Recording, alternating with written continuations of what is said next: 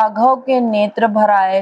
उन्होंने कहा, आप प्राणों को रोकें, मैं आपके शरीर को अजर अमर तथा स्वस्थ बनाए देता हूँ। नमस्कार, मैं शैलजा अपने चैनल पर आपका हार्दिक स्वागत करती हूँ। आशा करती हूँ आप सब स्वस्थ और प्रसन्न होंगे। और आज मैं श्री जटायु जी की कथा लेकर आई हूँ। आशा करती हूँ ये कथा आपको जरूर अच्छी लगेगी। आज हम श्री जटायु जी की कथा सुनेंगे। प्रजापति कश्यप जी की पत्नी विनता से 2 पुत्र हुए, अरुण और गरुण। इनमें से भगवान सूर्य के सारथी अरुण जी के 2 पुत्र हुए, संपाति और जटायु। बचपन में संपाति और जटायु उड़ान की होड़ लगाकर ऊंचे जाते हुए सूर्यमंडल के पास तक चले गए। असह्य तेज के न सह सकने के कारण जटायु तो लौट आए, किंतु संपाति ऊपर ही उड़ते रहे। सूर्य के अधिक निकट जाने पर संपाति के पंख सूर्य ताप से भस्म हो गए और वे समुद्र के पास पृथ्वी पर गिर पड़े। जटायु लौटकर पंचवटी में आकर रहने लगे। महाराज दशरथ से आखेट के समय इनका परिचय हो गया और महाराज ने इन्हें अपना मित्र बना लिया।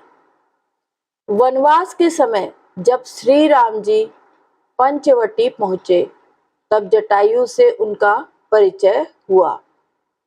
मर्यादा पुरुषोत्तम अपने पिता के सखा गिरिराज का पिता के समान ही सम्मान करते थे। जब छल से स्वर्ण मृग बने मारीच के पीछे श्री राम वन में चले गए और जब मारीच की कपटपूर्ण पुकार सुनकर लक्ष्मण जी बड़े भाई को ढूंढने चले गए, तब सूनी कुटिया से रावण सीता जी को उठाकर बलपूर्वक रथ में उन्हें ले चला। श्री विदेह राज दुहिता का करुण कुंदन सुनकर जटायु क्रोध में भर गए। वे ललकारते धिक्कारते रावण पर टूट पड़े और एक बार तो राक्षस राज के केश पकड़कर उसे भूमि में ही पटक दिया। जटायु वृद्ध थे, वे जानते थे कि रावण से युद्ध में जीत नहीं सकते, परंतु नश्वर शरीर राम काज में लग जाए, इससे बड़ा सौभाग्य और क्या होगा। रावण से उनका भयंकर संग्राम हुआ। अंत में रावण ने उनके पंख तलवार से काट दिए। वे भूमि पर गिर पड़े। जानकी जी को लेकर रावण भाग गया।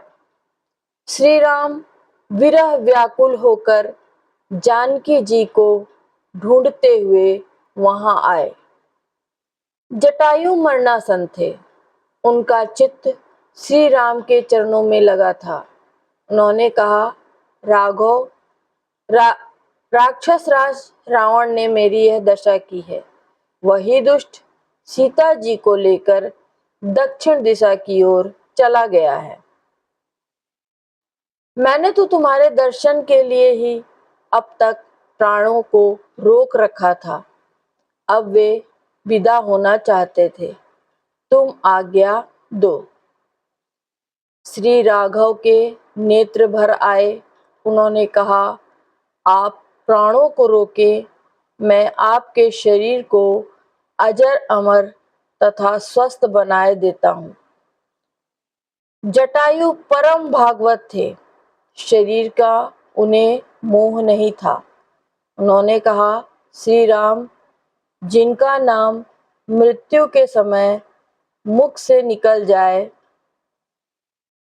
तो अधम प्राणी भी मुक्ति प्राप्त कर लेता है, ऐसी तुम्हारी महिमा श्रुतियों में वर्णित है।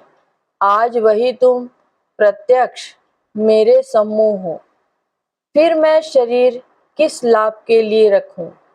दयाधाम श्री रामभद्र के नेत्रों में जल भराया। वे कहने लगे, तात, मैं तुम्हें क्या दे सकता हूँ? तुमने तो अपने ही कर्म से परम गति प्राप्त कर ली। जिनका चित्त परोपकार में लगा रहता है, उन्हें संसार में कुछ भी दुर्लभ नहीं है। अब आप इस शरीर को छोड़कर आप मेरे धाम में पधारे। श्री राम ने जटायु को गोद में रख लिया। अपनी जटाओं से वे उस पक्षीराज की देह में लगी धूलि झाड़ रहे थे। जटायु ने श्री राम के मुख कमल का दर्शन करते हुए उनकी गोद में ही शरीर छोड़ दिया। उन्हें भगवान का सारूप्य प्राप्त हुआ। वे तत्काल नव जलधर सुंदर पीतांबरधारी चतुर्भुज तेजोमय शरीर धारण कर बैकुंठ चले गए। जैसे सत्पुत्र श्रद्धा पूर्वक पिता की अंत्येष्टि करता है, वैसे ही श्री राम ने जटायु के शरीर का सम्मान पूर्वक दाह कर्म किया और उन्हें जलांजलि देकर श्राद्ध किया। पक्षीराज के सौभाग्य की महिमा कहाँ पार है। त्रिभुवन के स्वामी श्री राम, जिन्होंने दशरथ की अंत्येष्टि नहीं की, उन्होंने अपने हाथों जटायु की अंत्येष्टि विधि पूर्वक की।